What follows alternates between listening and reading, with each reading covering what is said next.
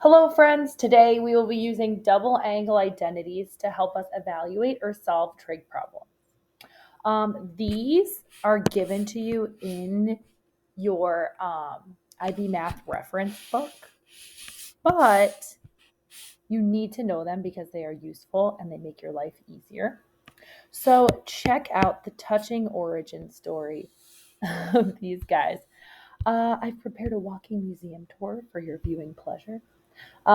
Please pause the video, check out the proofs, and hopefully these will help you memorize or at least understand them a little better. 1, 2, 3, pause. And we're back. Here are the 4 double angle identities, and I made the sign silver because remember that song from when you were a kid and it was like, make new friends, but keep the old. One is silver and the other's gold. I made sign silver because sign and silver both start with the letter S. And then just remember that the rest are gold or the rest are cosine, right? So one is silver, sign is silver, and the others are gold. The others are cosine. I know my brain is a scary place.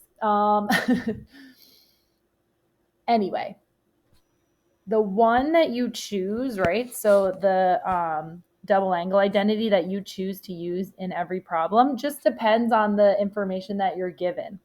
Sometimes you're given both cosines and sines. Sometimes you're given just sine. Sometimes you're given just cosine. And if you're calculating the sine of a double angle, you're only allowed to really use this one. So the information given is going to dictate which one you're going to use. Let's look at our first example. We have the sine of theta equals negative 7 over 25. And they're also telling me the quadrant, but like hidden, very sneaky. They're sneakily telling me the quadrant. So they're telling me that we have 0 to pi over 2, pi, 3 pi over 2, and 2 pi. These are our quadrantal angles as we rotate around the unit circle. So they're telling me that it is between this angle, theta, is between 3 pi over 2 and 2 pi. So it's going to terminate in the fourth quadrant. All right, so we are operating in quadrant 4. So remember, anteaters slurp tiny creatures. So cosine is going to be positive in the fourth quadrant. Helpful information. Thank you very much. Now I have to pick one of these formulas to use. Let's see. They give me sine. I'm going to sub it into the one that solely makes use of sine. So that's going to be this guy right here. And I'll go ahead and use it down here. Let's go. All right. I've got the cosine of 2x equals 1 minus 2 times the sine squared x. Okay. I'm trying to find the cosine of 2 theta. Okay, so I copied this from up above, so it's using x's, but I'm going to be using theta. So I'm going to rewrite it with theta for the context of this problem. All right, awesome. So now I'm just going to substitute in the information that I have. I am given sine of theta equals negative 7 over 25. So that's going to go in here. Why is this so skinny? Let's make him a little bigger. Okay. Negative 7 over 25. I have substituted it in. Go ahead and do the math. I've got cosine of 2 theta equals 1 minus, I'm just going to put this in my calculator. Okay, 2 times 49 over, okay, so I should get 527 over 625. This is a gross fraction, but, we love him anyway. All right, that's the answer. That's going to be the cosine of 2 theta. And the way that we use the information given was they gave us the sine of theta. They told us what quadrant it was in, and we used the sine of theta in a double angle identity in order to find the cosine of 2 theta. So anytime you see a little 2 in front of theta, you know you're going to be using one of these guys. Okay, so tangent is a little more unique. So I wanted to show you guys an example with tangent. In example 2, it says the tangent of theta is equal to 3 over 4, and theta is located between pi and 3 pi over 2. All right, so pi and 3 pi over 2. Find the tangent of 2 theta. I have a 2 out here inside with theta, so that's telling me that I'm going to be using one of my double angle identities. Let's think about tangent, though. We know that this is kind of gigantic. Hold on, sorry. All right, we know that the tangent of 2 theta is sine of 2 theta over cosine of 2 theta. How do I know that? Well, I know that tangent is sine over cosine, right?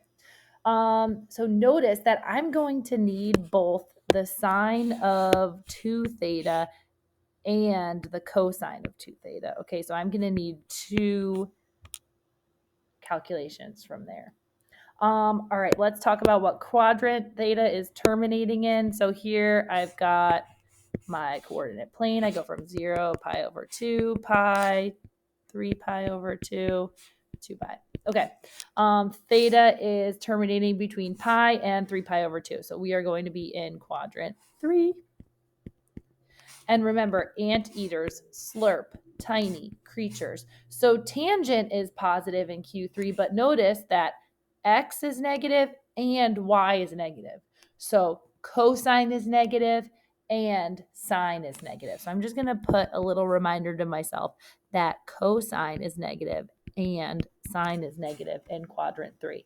Why am I reminding myself of this? Because I'm using the calculations of the sine of 2 theta and the cosine of 2 theta in order to get my ultimate answer. So I want to make sure that I'm using the right signs when I do my substitution. Okay, so I need to find the sine of 2 theta and the cosine of 2 theta. Well, lucky for us, they gave us the tangent of theta, and we know, given the structure for tangent, right, we know, let's use this structure, the tangent of theta is the sine of theta over the cosine of theta. So they gave us that in the problem. They gave us the sine of theta and the cosine of theta. Very exciting.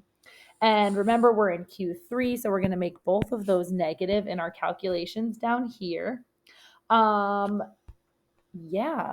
that's great. We know that sine, I'm going to write this off to the side. Sine of theta is, come on, scroll. No, don't freeze on me. Okay, sorry. The sine of theta is -3 and the cosine of theta is -4. Cool. Okay. So now let's determine which double angle identity we are going to use. So sine of 2 theta, I don't have any option. Remember, I'm lost in the forest. Okay. Remember, I don't have any option. The sine of 2 theta is just going to be 2 sine x cosine x. So I've got 2 sine theta cosine theta. And then for the cosine of 2 theta, I can pick any one of these. I have both sine and cosine information, so I'll just pick the first one.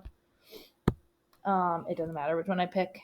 So I've got cosine squared theta minus sine squared theta.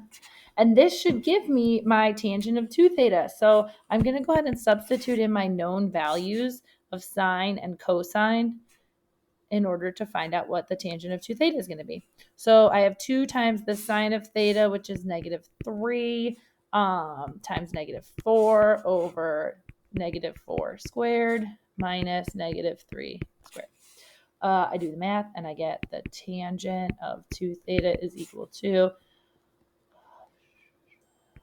24 over, it's going to be 7. The tangent of 2 theta is 24 over 7.